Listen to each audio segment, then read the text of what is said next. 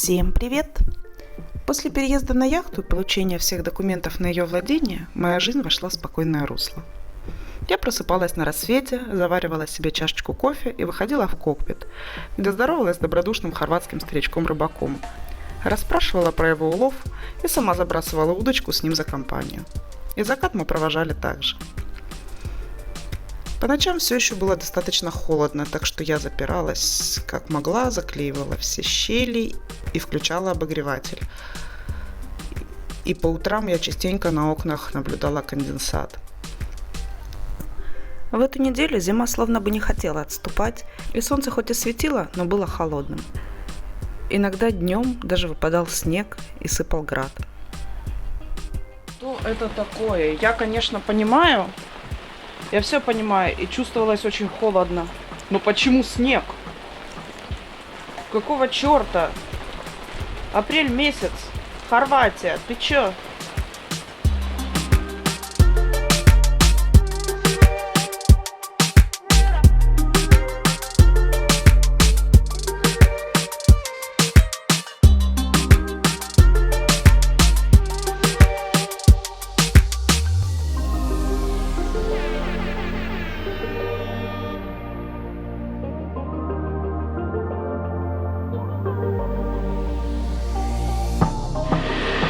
В 6:30 пошел дождь. Готовимся сегодня к порывам до 29. Надеюсь, у меня все будет хорошо. Все поубирала на улице. Сейчас, пока дождь начался, взяла швабру, чуть-чуть помыла палубу. Делаю кофе. Доброе утро всем! Днем я наводила порядки, стирала одежду, мыла все. Есть у меня такая фишечка, что чтобы считать новый дом своим, мне надо его вымыть. И только после того, как я вымою каждый уголок, я начинаю чувствовать себя в новом доме комфортно. А лодку так просто не помоешь. Лодка – это очень много разных уголочков, причем порой совершенно непонятных, совершенно загадочных. И дело продвигалось не слишком-то быстро. Но зато с любовью.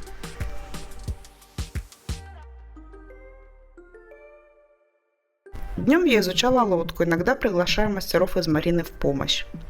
Они помогли мне починить навигационные огни.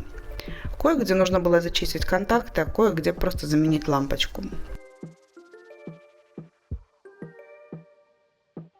Еще мастера помогли мне вскрыть некоторые паёлы, помогли найти помпу и заставить ее работать, что уже было победой.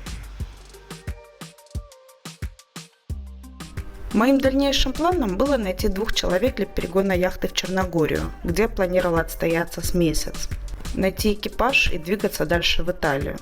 Я рассчитывала, что за этот относительно короткий переход вдоль берега лодка проявит свои слабые места и будет понятно, что нужно будет подготовить более тщательно в будущем, перед более дальними и сложными переходами.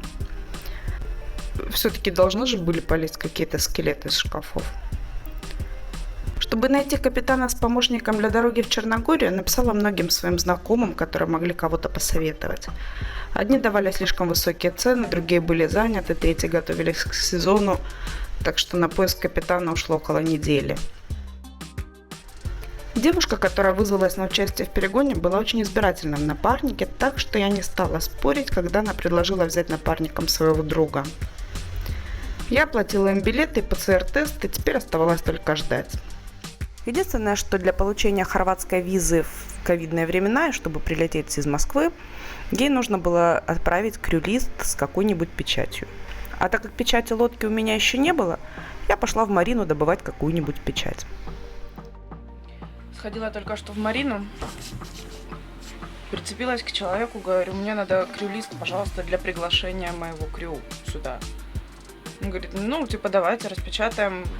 Даю флешку, на которой лежит. А она, видимо, у меня в MacBook сформатирована, и у него на старой винде она просто не считывается. Окей, говорю, можно я вам на почту пришлю? Он дает мне почту, я начинаю разбираться, как отправить этот документ, потому что он у меня в Google Docs вообще был, у меня не было на телефоне физического документа. Начинаю там сохранять, искать доступы в этот Google Docs. В общем, все отправила. Отошла буквально там на 10 метров, разобралась, отправила. Говорю, сейчас через 10 минут вернусь. Возвращаюсь. Да, давайте распечатаем, находят эту почту. Все хорошо. Говорю, печать мне еще надо. Печать? Говорю, ну, типа, только для приглашения, это не для путешествия, это чисто, чтобы пригласить сюда. И он мне тыкнул красную печать Плава Лагуна. Я не уверена теперь, что Плава Лагуна, все-таки Марина называется Червар Парад, но это Плава Лагуна тоже. И, в общем, печать такая очень зрительная, но есть, ладно. Я ничего не знаю, ничего не понимаю в этих документах. На данный момент я делаю это первый раз, и для меня это совершенно непонятная история.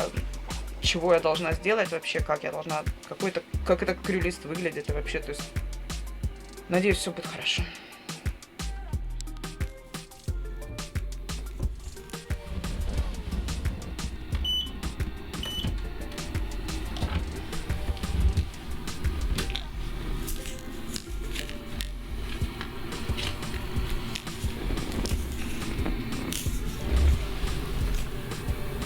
Marina Червар Парад, Marina Червар Парад. This is sailing yacht Joy of Life. Sailing yacht Joy of Life. Over.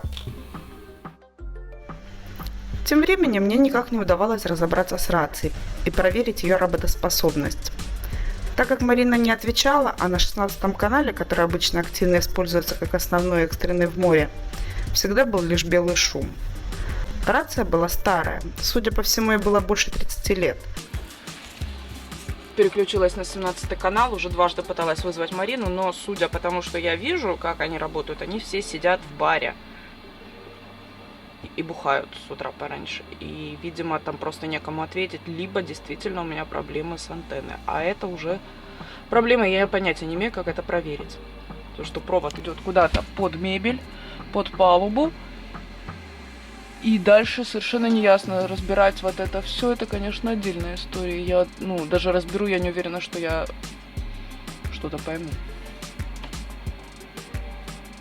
Возможно, есть смысл позвать завтра электрика, чтобы он проверил антенну. А может быть и он не сможет проверить, потому что от него-то что зависит. Ладно, если что, придется купить портативную какую-нибудь недорогую рацию, чтобы была запасная, дополнительная еще одна.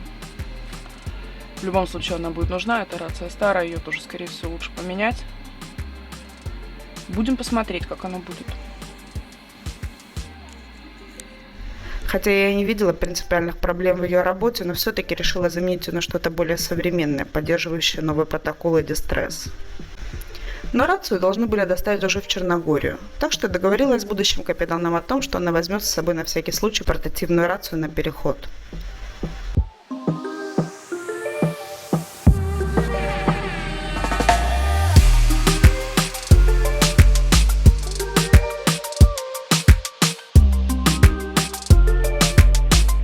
Еще нам нужен был АИС.